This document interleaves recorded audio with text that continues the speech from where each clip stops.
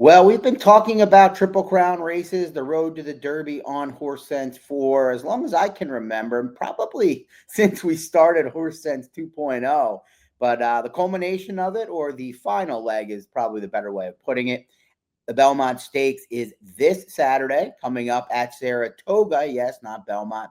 It will not be run at the mile-and-a-half distance, but it's got the top three-year-olds in just about anybody's opinion at this point, whether you like them or not. And here we get the Derby winner, Sovereignty, the Preakness winner, the Heroic Journalism, and we get the up-and-coming Baeza. So we're going to talk about that and also a little race called the Metropolitan Mile and how to bet it a little bit. So that's up next. Bailey Armour and I on Horse Sense.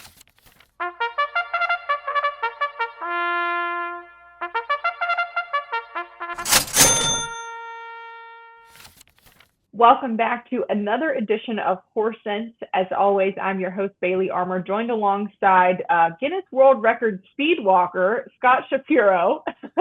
This week, as we cover all things Belmont Stakes and the Metropolitan Handicap, or as you may know it, the Met Mile. These races, of course, are going to be run again at Saratoga instead of their usual home, Belmont, formerly Arlington, but mostly Belmont as it's under renovation. And then those races will return to Belmont, the brand new Belmont, in 2027. So one more year at Saratoga, fingers crossed. But it definitely plays a little bit differently than the regular Belmont. Like you mentioned, Scott, of course, we're not seeing the Belmont run at that classic mile-and-a-half distance, which is very far. And I know I definitely don't want to run a mile-and-a-half, but we've got a very talented field this year. Like you mentioned, we've got the Derby winner, we've got the Preakness, and then one of the top up-and-coming three-year-olds in the country in Baeza, who a lot of people seem to be a little bit more keen on this time around than maybe some of the other legs. Wouldn't you agree? I would, and I'm looking forward to kind of getting into the trip and kind of applying angles in our first segment. But before we do that, I think it's important to talk about the marketing chick's promotions this week and maybe anything else she has going on. Absolutely. Well, of course, we're bringing that popular $20,000 exactathon that you've seen from the Derby and Preakness this year. That's going to be $10,000 split each day. So each day is a separate split of that prize pool that's going to run on Friday, June 6th, which is also my birthday. So please celebrate my birthday by playing in our promotions. Whoa. And again, yeah, thank you. And then that'll go again on Saturday, June 7th. So both of those at Saratoga. If you hit 6 or more exactas each day, you'll win your share of $8,000 in bonus cash. And then the player who hits the most exactas overall on that Saratoga card is going to win their share of an extra $2,000. So in total, I think it's worked out to the person that, or people that end up winning both prize pools together that have hit the most exactas have come out with like an extra $1,000 in their pocket to play with on Xpressbet and First Bet. And I think that's with you're basing those are the Derby and Preakness, right? Those are those results you're basing on. So I think for the most part, I don't want to say overall, I think those have been relatively chalky.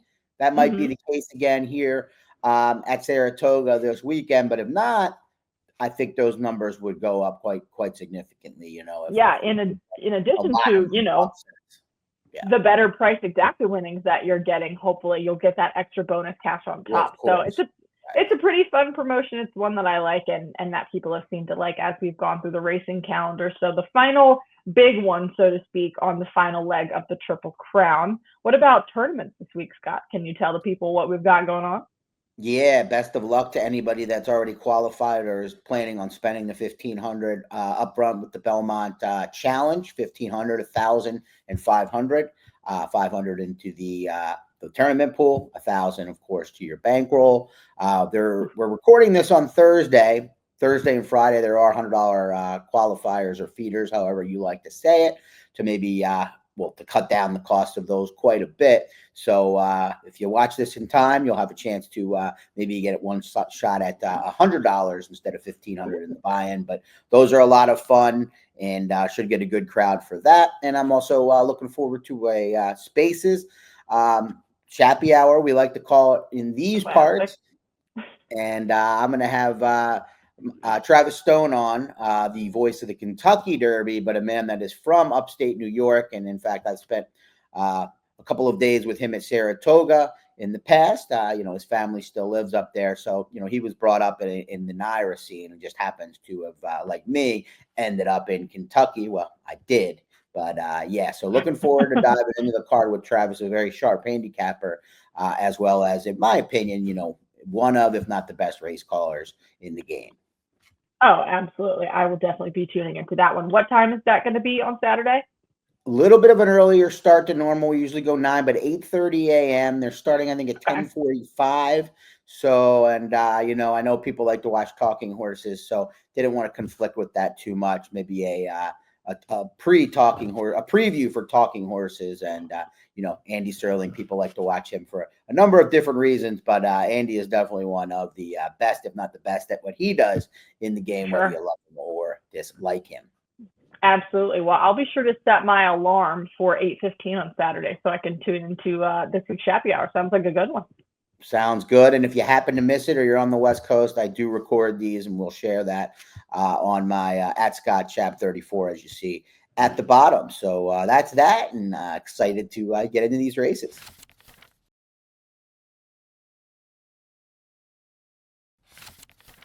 Well, Bailey, we both talked a little more in our previews than normal, and I think it's because we're excited about the race. It's called the Belmont Stakes. 8 horses ended up coming in, and I think, obviously, at this point, most people watching this and listening to us, wherever they may be, know these top horses, probably know most of them, if not all of them, but definitely know the Derby winner, Sovereignty, the favorite in the Derby, and the Preakness winner, Journalism.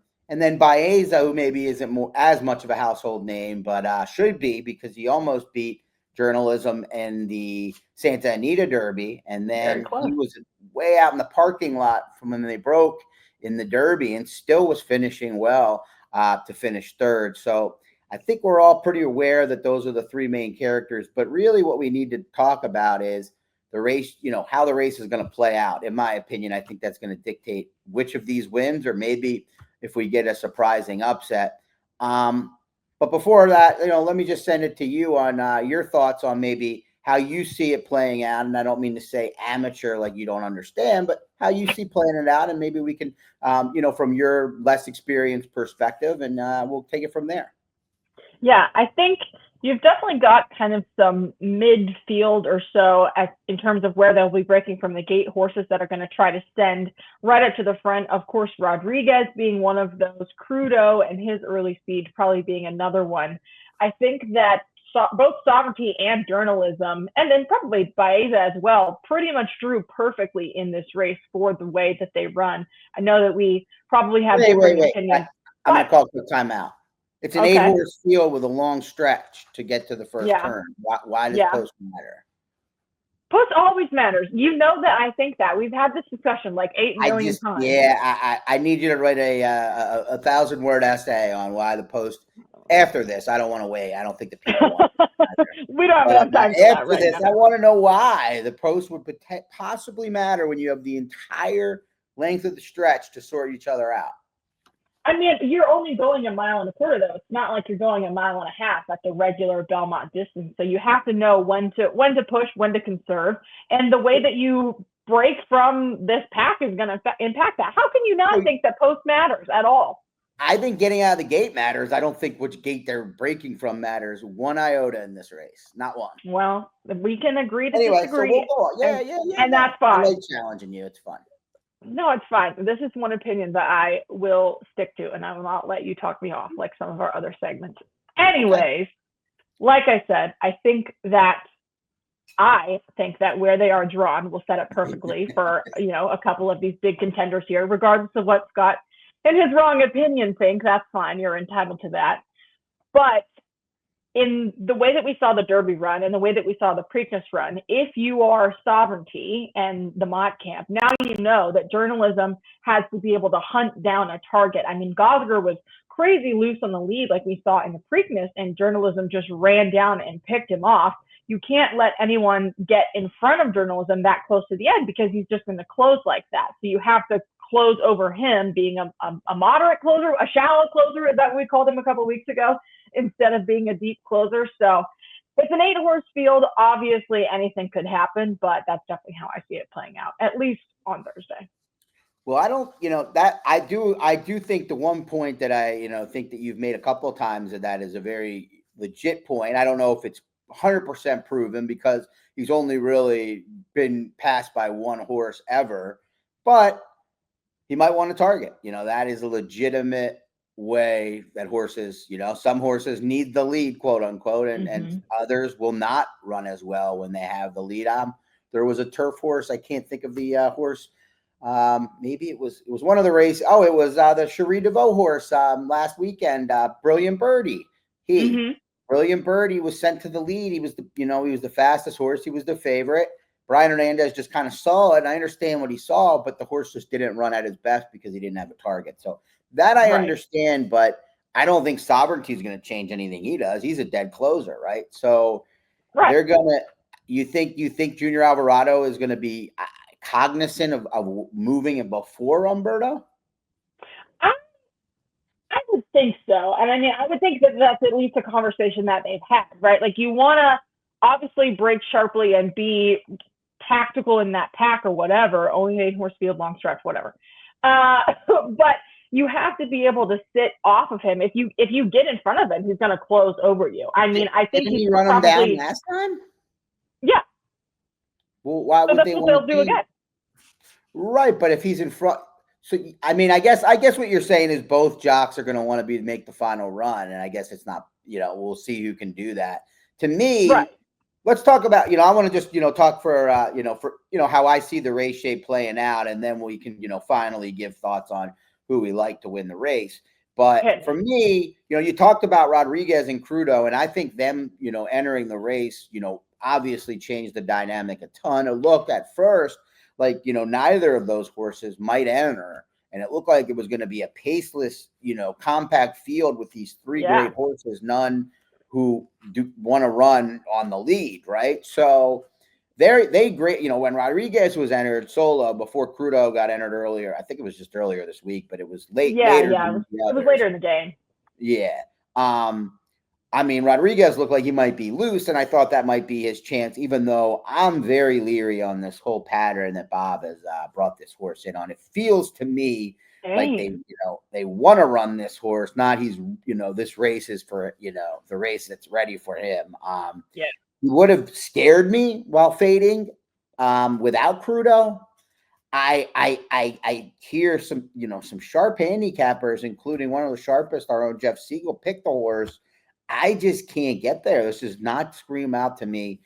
And then you add Crudo to the mix. So anyway, my thought on the way the race plays out that matters is Hill Road, Sovereignty, Journalism. I think they all want to be towards the back. I don't see how Journalism lets Sovereignty move before, even if I just don't see with the horses' running styles how that will happen. But I don't think you might not be wrong in your assessment that Journalism wants to be wrong before. It's okay. Well, no, it could be both things. But to me, it's Baeza that's going to get first run. And I know you wouldn't think that based on the Derby. He actually didn't. But that was when you're breaking from the 19 hole and you're Flavien Prat, you're wide early. You're trying to save every inch of ground you can and give your horse a chance. And, he wasn't as good as the top two that day, but there might have been reasons. Plus, that was just his second start against graded stakes foes where we know that these horses have been facing this level of competition more frequently. I just think he has the most room to move forward. And the reason we applied the angles in this sequence is kind of pace trip perspective. I think he gets the edge there. So to me, if he's double the price or more than these two Triple Crown race winners, I think he's the clear gamble in here. But what say you? I definitely can't disagree with you, especially if you're looking for value in a field like this where you're going to have two. I mean, Sovereignty and Journalism are going to take the lion's share of money between the two of them. So if you're going to go, I mean, Baeza's got to be the logical choice to find some more value in terms of three best horses in the field.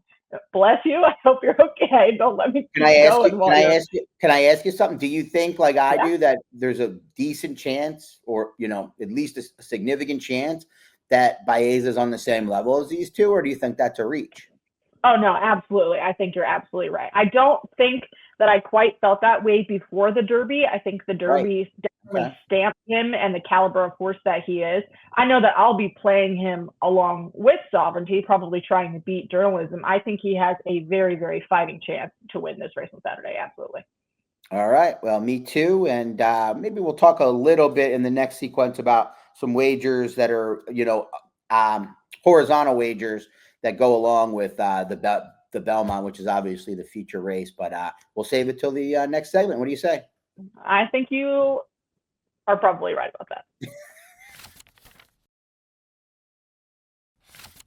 Well, the Belmont Stakes, Bailey, is obviously the centerpiece of the whole week there at Saratoga, the Belmont Stakes Racing Festival. But there's a lot of other big races. You got the Acorn on Friday. That'll be after we're recording this, but maybe before some of you will watch it. But that's going to be fun. We'll see if Good Cheer can keep things rolling there for Cox and Godolphin. And we've got what I think is an outstanding race, the Woody Stevens. To me, prestige aside, it's the best race between quality of competition and quality of wagering. And then we have the Met Mile amongst other races. The Met Mile, of course, used to be on Memorial Day. We won't get into my diatribe on that move. But race number 8 here is the Met Mile. And it's not a big field, Bailey, but it's got star power. Fierceness, who everybody seems to think is on his way to an absolute monster season after his runner-up in the Breeders' Cup Classic to close last year. And then the Ali Sheba win, where he was wide, but I think that's what he likes to be. Fierceness, obviously a formidable foe, as is White Barrio, who won the Pegasus World Cup for fun, and then the Ghost Zapper, probably not even, trying, or when I say not trying, not fully cranked. But Just a Touch and Raging Torrent, they're no slouches, as they say. I think we'll initially talk about the race quickly and then get into how to maybe structure tickets with it, including a wager that goes along with the Belmont. Yeah, I think this is definitely an interesting and exciting one. Kind of you got these two titans up on the rail there, Fierceness and then White Barrio, just one to his outside. And the way that they're running this, they'll have to use the chute at Saratoga. So I would almost call this like a 1.5 turn race because of how they have to break from the chute and then turn. Would you agree that that's fair to say? Yeah, it's like Ellis. I mean, not that many people, not that that's a great reference. know Ellis super well, but yeah. So 1.5 turns here, kind of a unique one that you don't see super often. I think you're definitely right that Just a Touch on the outside is probably gonna go. Raging Torrent has been in pretty good form, and then of course Fierceness and White Barrio with the number 3 Castle Chaos for Robert Falcone Jr. right in the middle of all of them. That one, probably a toss for me. I think it's going to come down to Fierceness and White Barrio. Of course, White Barrio right now is 9 to 5 on the morning line before the pools open. I don't know if you'll get that on Saturday. I mean, I would hope and pray for that. Fierceness is drawn at even money, I think. Fierceness is going to be the favorite at in New York. 4 to 5 or lower. What do you think? On race day, I guess it depends if the other horses get bet, like Just a Touch and Raging Torrent, but I wouldn't count on getting higher than even money at best on Fierceness. No. If that's what you want.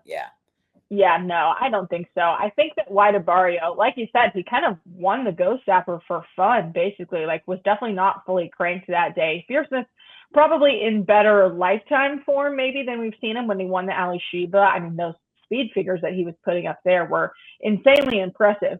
I've probably always been a little bit of a Fierceness doubter. I mean, he keeps proving me wrong, but at the price that he has been going off at, I just can't see myself investing my nice hard-earned money on a horse at those prices. So I'm going to try to beat him with White Barrio, but how can I best structure my tickets to do so in this race, or then maybe in doubling pick threes with some races before or after this one? Yeah, so plenty of opportunities with the Met Mile. And the first one that is obviously betting the race. If you have a strong opinion, nothing quite like a win bet. Although, Fierceness and White Barrio to me, probably, in my opinion, not worthy of getting a win bet where they're at. But that doesn't mean they're not the two most likely winners. So there's other wagers as too that maybe can allow you to get a little more bang for your buck One of them is the Belmont double, $5 minimum, but that might be a good place to leverage your opinion here. A White Barrio, two. I know you're not going to listen to me on this. You should only play one horse in the Belmont, one of your two, whether it's Baeza or Sovereignty, but I know you won't listen. No. But worst case, playing it to the two horses. I personally think these doubles are a good opportunity for anyone. You don't have to be a seasoned horse player, because people are going to overspread in these things. Yeah. You're just killing all value if you go 2x2, Fierceness, White Barrio with anybody other than the non-favorites in the top three. Mm-hmm. I think the way to play it, is taking a stand here, and then with my opinion of Baeza, it's very simple. But that would be my recommendation to consider as one option. You also have some good wagering races around the Met Mile. It kicks off the it kicks off the dollar pick six, which is the traditional one. There's also the 2-day pick six. And this is all up on a blog on both the Wager Guide and the blog itself on Xpressbet and FirstBet. I kind of simplified things because it is a lot to handle. But I think what you really want to know is all of these give you opportunities to leverage your opinions. You aren't forced into certain horizontals. So they're good things. That would be, after speaking to you for what, I guess it's been 30 minutes real time, but I don't know how long it's been on camera. Cut up time on camera. You guys don't see the behind the scenes action. But I think you will. I think that would be how I would, consider playing this in those two races. There's also the Woody Stevens double with the Belmont, which it doesn't have anything to do with building tickets for the Met Mile, but I did want to mention that. So there's a ton of different wagering opportunities, but back to this race, I think regardless of what wager you choose, if you're playing Fierceness and or White Barrio, or not you shouldn't play them together. You want to single. You want to single in anything you do, whether that means you're playing them on top in an exact or a try, or keying them in any of the multitude of horizontals that are out there. If you try to open it up a little more, you got obviously a lot more room to take some chances. And I'm going to, I'm worried about Fierceness too. I've never liked it. This horse has never proven to me that he wants to be down on the inside. Agreed. So what are the options then if he doesn't want to be down on the inside the whole race? It's just send hard, right? But he's not. You have to. You do, and I know Johnny V will, but he hasn't proven that he's like this ultra speed horse that wants to go head to head with Raging Torrent and potentially Just a Touch, who has been speedy, but I don't know in cutting back to this 1.5 turn situation if he needs the lead. But that puts White Barrio in a potential great spot. I just think Just a Touch at 4-1, kind of similar to my approach with Baeza. I don't think he's the likeliest winner, but I think he's likely enough to make him a better bet than the inside too. So kind of a roundabout way of me promoting a bunch of wagers and maybe helping you out. No, it's a great special wagering menu this week for sure. I know you've got your blog. So moral of the story, we're going to single either White Barrio or Just a Touch in the Met Mile in that special double that you mentioned over Baeza in the Belmont. Is that your play? Well, for me, I will play a Just a Touch Baeza, because if you beat both favorites, that's where you can really score here. So to me, I think that's probably the only way I'll play it. I just think I'll take a swing. I have other wagers where I will where I can use White Barrio, who I definitely think has a huge chance. As well as maybe, one of the others in the Derby and, other races I can take stronger stands. But I think for me, the $5 double Just a Touch to Baeza will be outstanding payout, just because you're not using either of the top two choices. And that's how you really make money in horizontals, beating multiple favorites. As always, thank you so much for watching another episode of Horse Sense. I'm Bailey Armour and was joined alongside by my co-host, the one and only Scott Shapiro, as we covered the Belmont and then the Met Mile from a pace and a ticketing perspective. Make sure that you check out, as Scott mentioned, the FirstBet Wager Guide, which has got everything that we discussed today and so much more from an incredible group of people who work really, really hard on this project for several weeks leading up to the Belmont. That is on news.first.com, or you can find it on any of our social media platforms. There's picks in there, there's workouts in there, some historical information that can maybe help you make a clear decision for the races come Saturday. And then Scott will be doing his spaces at 8:30 a.m. this Saturday with Travis Stone to talk about the Belmont and hopefully maybe some tips about how to get your best experience at Saratoga, whether you want to go down to the rail or find your spot on one of those elusive picnic tables that I keep hearing so much about. But of course, make sure you're opting into those promotions and playing on Xpressbet and FirstBet this week. And good luck on Belmont Day.